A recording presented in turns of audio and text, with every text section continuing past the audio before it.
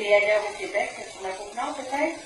Et ailleurs au Québec, sur la Côte-Nord, je veux dire, probablement qu'il pourra se présenter ailleurs que sur la Côte-Nord. Pour l'année? C'est sûr, ils sont deux. On va commencer par son début américain. Oui. Ça va bien pas trop faire de visite, là, c'est bon. En fait, ça fait de la pression. Non, ça va. On va faire avec ça, puis on va faire avec lui. For the ancient Greeks, there was something divine about madness. Mania was the highest form of poetic inspiration. Dionysus, the most dangerous, but also the most sublime of gods.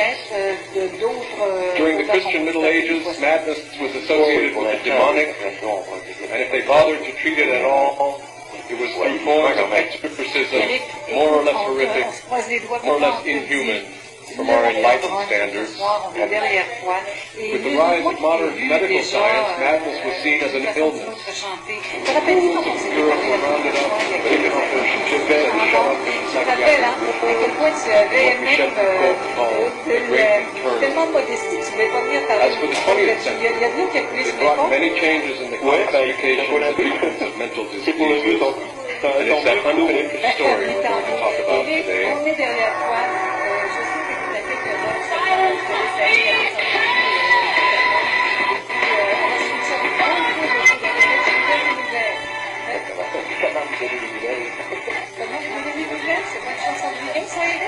Oui, exactement.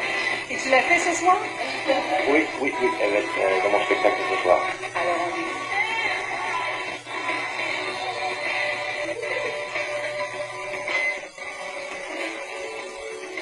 Studies have shown that overcrowding among rats and primates leads to stress, and stress leads to faulty cognition and dysfunctional behavior. This is bad news for those who conduct such experiments. That is the key. As human civilization advances on its path to nowhere, our habitats get more and more overcrowded, and we all get more and more stressed out. This in turn leads to more and more neurasthenia and neurosis.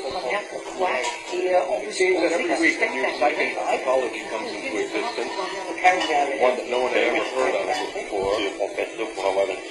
Troubled NFL running back Ricky Williams recently went on the Oprah show and declared that he suffered from acute shyness when he was an adolescent. Well, I'm in and it's really disorientating being here because usually in the places that I go, I can...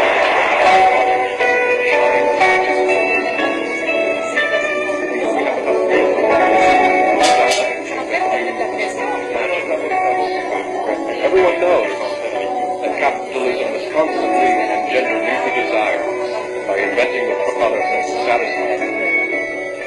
But is it not crazy to contrive new, non-existent medical conditions so as to market their putative cures? One sometimes wonders whether our entire civilization is going insane even as we speak, and we along with it, without our realizing it.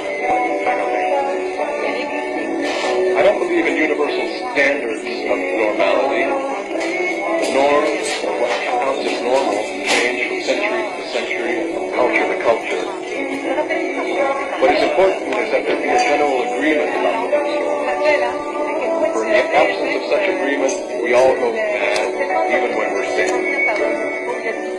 Nietzsche put it best when he wrote,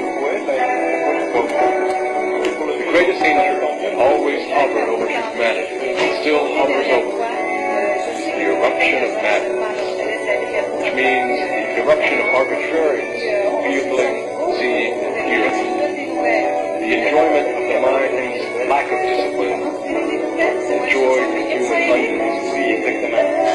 Not truth and certainty are the opposite of the world of a madman, but the universality of the universal force of fate,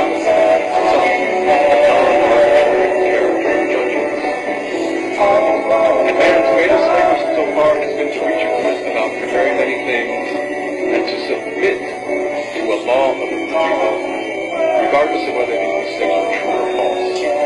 This is the discipline of the mind,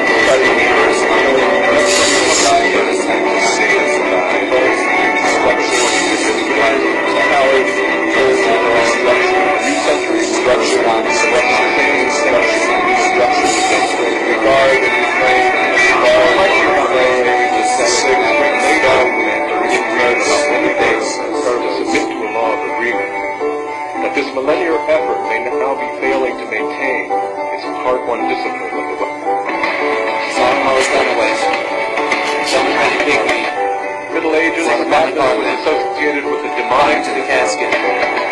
Same To with the the Greeks, there was something demonic about madness. Mania was the highest form of poetic inspiration. She the It left was Dionysus, the most dangerous, but also the most sublime of gods. During the Christian Middle Ages, madness was associated with the demonic. Ancient Greeks, there was something divine about madness. Mania was the highest form of poetic inspiration. Dionysus, the most dangerous, but also the most sublime of gods. During the Christian Middle Ages, madness was associated with the demonic, and if they bothered to treat it at all, it was through forms of exorcism, more or less mystic, more or less inhuman, from our enlightened spirit. With the rise of modern medical science, madness was seen as an illness. Schools in Europe were surrounded by packing up their ships and shoving their fires.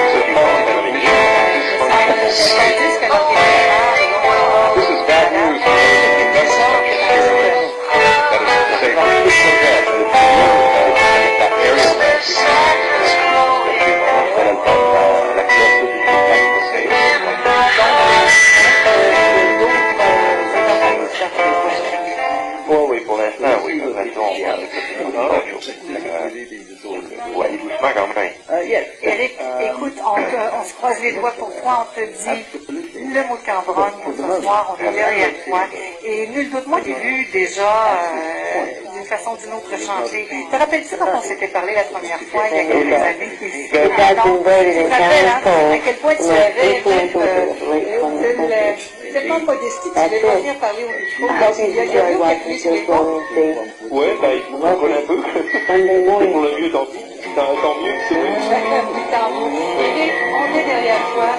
Je sais que tu as quelques hommes ce soir, alors je te laisse aller, il y a d'autres entrevues qui t'attendent.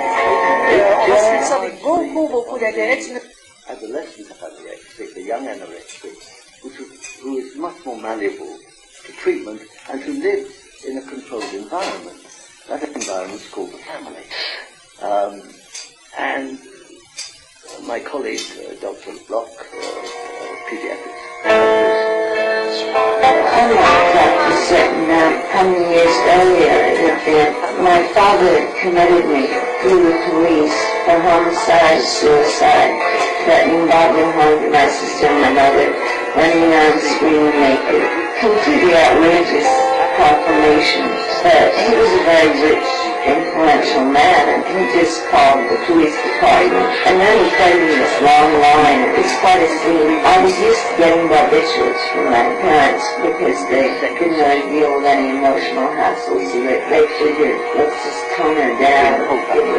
So the funny thing was, they woke me up every few hours, or maybe 5 hours, every couple of minutes. This was years before the hospital seemed to exist, and I should have not had to write with my father, and I was growing up with my mother, so I didn't argue that they didn't do the pills or anything, but I must have been very stoned when they finally woke me up and said, you have a temperature of 105. And I didn't even think. I just believed them. And they said that an ambulance was coming to take me to Cottage Hospital. With the rise of modern medical science, madness was seen as an illness. The fools of Europe were rounded up, taken off their ships, and shut up in psychiatric wards in what Michel Foucault called the Great Internment. As for the 20th century, it brought many changes in the classification of the treatments of mental diseases, and it's that unfinished story we're going to talk about today.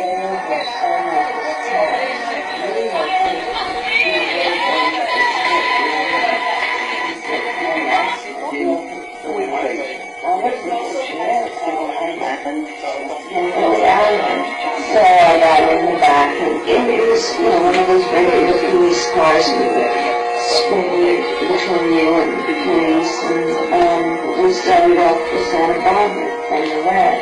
And then I noticed that my father was driving a big 300D Mercedes behind the police car. And I thought, if I'm supposed to be comfortable and I'm sick, I'd be a lot better off in that big car, lying in the back seat than in the back of a police car. Skinner's pigeons and the casinos at Las Vegas, they use Skinner's paradigms to reinforce behavior. And pretty soon she was walking downtown, and we just generalized that to various circumstances, and she was pretty free. So here we've just taken a very simple approach of positive reinforcement to enhance a particular behavior that she needed to enhance. Mm-hmm. With no need of medication. With no need of medication at all. Exactly. Your area of now with eating disorders that you spent a lot of time on, is it the same sort of thing that you try to do when you're dealing with things like anorexia and obesity? Well, let's leave obesity out. Let's just stay with eating disorders for a minute. Yes, absolutely. Well, for the moment, for anorexia nervosa, there is not at this point, there is not but a single study that would suggest any medication.